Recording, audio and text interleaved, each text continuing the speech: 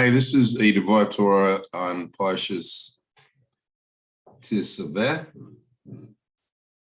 and this Parsha begins with a very interesting introduction, because the first pasuk says Tetzaveh et bnei Yisrael v'yikol alecha Shemen Zayet Zach Ketsis Lemaor Laolas Ner Tamid, which translates, and now you shall command the children of Israel that they shall take for you pure olive oil, press for illumination, to kindle a lamp continually. Now, this is not the way a parsha would normally start.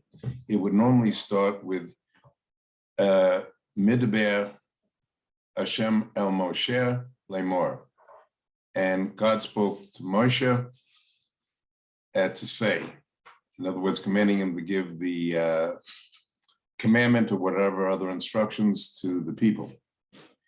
Here it starts with the word Tetzaveh. You command. Who is the you? Of course, is Moshe Rabbeinu. So why isn't this name mentioned like in virtually, in fact, in every other parsha of the last four books of the Torah? And there are two different reasons running in parallel here. One of the reasons is that, foreshadowing next week's parsha, when Moshe was asking God to forgive the people for worshiping the golden calf, he says to God, if you're not going to forgive the people, then blot out my name from your book, meaning the Torah. Now, the name wasn't blotted out. Moshe appears in every other parsha, but any word of a tzaddik, of a righteous person, even if the condition in which it's based is not carried out, still his wishes have to be fulfilled in part, so his name is blotted out from this book. Interestingly enough, one of the reasons is given because this is going to deal with the kahuna, the Kohen, and all the garments prepared for him, Aaron and his sons, as well as the dedication of the Mishkan. And Moshe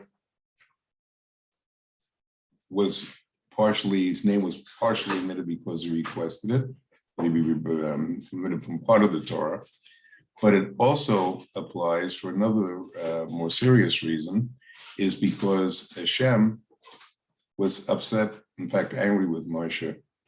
He originally was supposed to be the Kohen, the priest, the one who was going to minister to Hashem. However, when Hashem asked him to go to Egypt to free the Jewish people as God's representative, Moshe kept arguing and refused for over a week until finally Hashem ordered Moshe to do it. Therefore, as punishment for that, he lost the status of being the Kohen, and to have his name in a parsha where he was dealing with something that he had lost the opportunity for, it was only reasonable that Moshe's name should not appear. We see that with Aaron a Kohen in the previous parsha. He did not want his name mentioned because when he found out that there was going to be jewels in the Kohen Gadol's outfit, he didn't want his name connected with that, so that people like Datan and Aviram, who are going to cause trouble later on, could not accuse him of becoming the Kohen for personal gain or personal wealth or vanity. Now, the first mitzvah is to make this pure olive oil, which is going to be in a continually lit menorah. Now, interestingly enough, it's commanded that the menorah not be in the Kodashim, the inner part of the Mishkan, where Hashem's presence is over the cherubim, but instead is on the outer part of the Mishkan. Also, the table on which the showbreads and the showbreads themselves, breads that were dedicated to Hashem every day, were not were also in the outer part. It teaches a very important lesson that Hashem is far above, supernal being who's far above any need for either food or light. And the Parsha then goes on to discuss the outfits of the Kohen Gadol and his sons, Aaron and his sons. And in that, these all serve a very special purpose beyond the technical details. And then it goes on to talk about the dedicating of the Mishkan. Now, interestingly enough, Rabbeinu Ephraim says that the Jewish people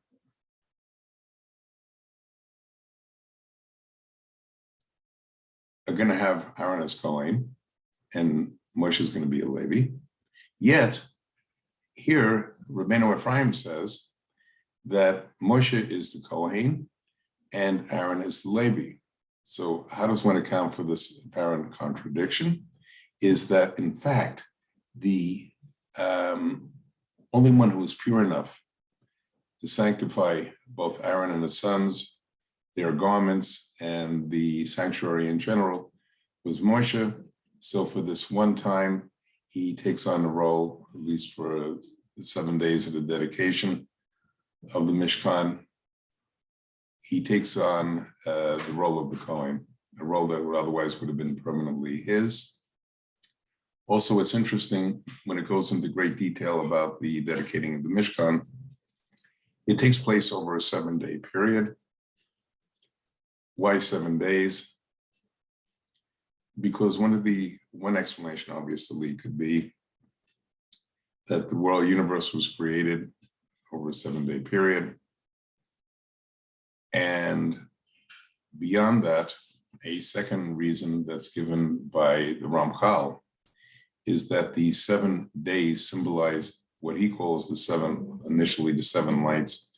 These are holy lights in the upper worlds, spiritual worlds, and which represent the 7 of the qualities of Hashem, with which Hashem, in fact, created the universe. Now, the Parsha concludes with the building of the Mishkan altar for offering incense every day.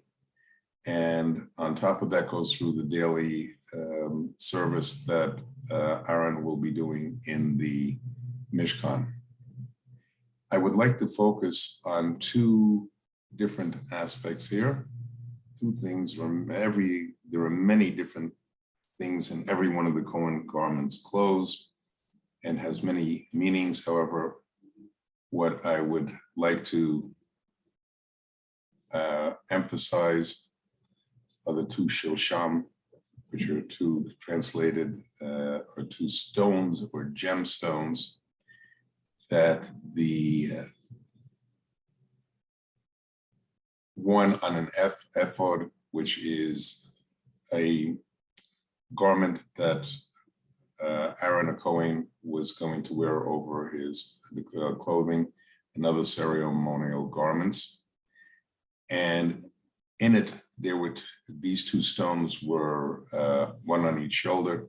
Each one had 6 of the names of the tribes inscribed on it. Now, one of the reasons given is so that Hashem would always keep the names of the tribes, and the tribes which constitute the Jewish people would keep them in mind at all times. On another level, beyond that, the 12, it's signifying that the number 12 is a very special number. The world, as will be seen in a minute with the next comment I'm going to be speaking about, the Choshen, the number 12 is prevalent, but here I think it is in a more general way that the 12 tribes are the basis of the Jewish people. And we see the number 12 being used in many different aspects. We see the number 12, for example, in the aspect of when Hashem performed the miracle at the Yam Suf, the Red Sea, and divided the waters. He divided into 12 channels, which was one for each tribe, so that they could be with their own tribe and feel more comfortable and secure crossing. In addition, beyond that, it also is referring to the 12 Mazalot. And on an even deeper level, the name with which Hashem created the universe was the Yud Kei Vav Kei, 4 letters, a Yud, a Hey, a Vav, and a Hey. And there are 12 possible combinations in which those letters can be formed. And each one of those reflects a different month of the Jewish calendar, one for each month, which reflects the qualities of that month in this way Hashem designates each one of those months. The other garment that I want to discuss now is that of the Choshen. Now, the Choshen was a woven garment that Aaron wore over his chest and heart. And within that, there was a setting for 12 stones or for gemstones. And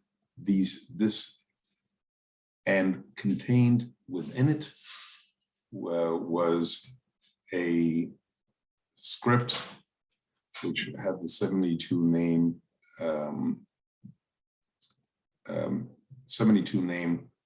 letter name of God, and which was to have its own significance. Now, the jewels were set each in their own setting on this garment.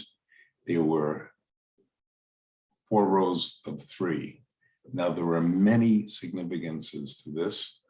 One meaning of it is the jewels were divided into 4 rows, and that symbolizes the 4 Imaot, Sarah, Rivka, Rachel, and Leah. Now, in addition to there being a jewel in each one of the 12 spots, and then in addition to the jewel itself, the gemstone, there was also letters inscribed on each one of those. And as I will explain in a minute, each one of those letters represented 12, represented one of the, spelled together the vote, and spelled together the 12, the 4 names of the Avot. That would be Abraham, that would be Yitzchak, Yaakov, and then represents the 4 other represents, the rest of it is Shevet, Yeshron, Yeshurun, which is another name of the of Yaakov. Now, if one looks, there are 6 letters in each one of the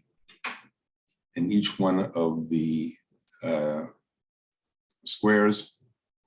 Now, 6 times 12 is 72, and that is showing another important part. The 72-letter name of God was a name with which Hashem created the universe. and maintains the universe. In the 6 days of creation, each act of God's creation of the universe was with the 12 daylight hours of each day. The days were divided in 12 hours of light and 12 hours of darkness. And therefore, a deeper connection is that the 12 Shvatim, the 12 tribes, represent the whole basis of creation and the whole reason creation was done in the first place. Now, in addition to that,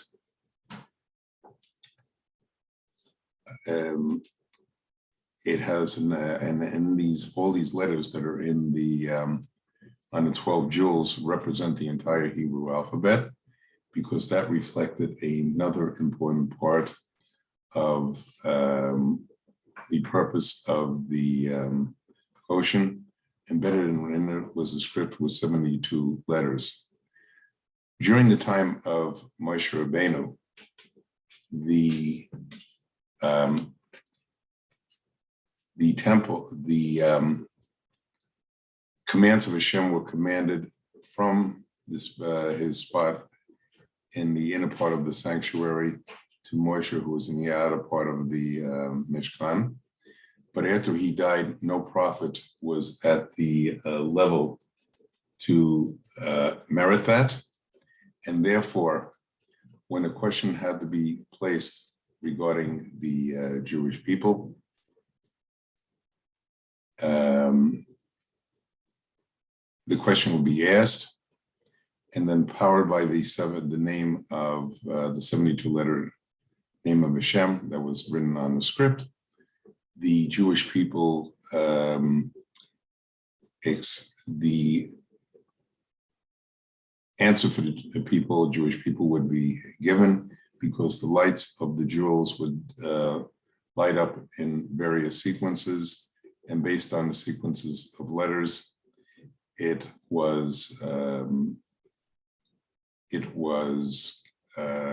answer was given. And also,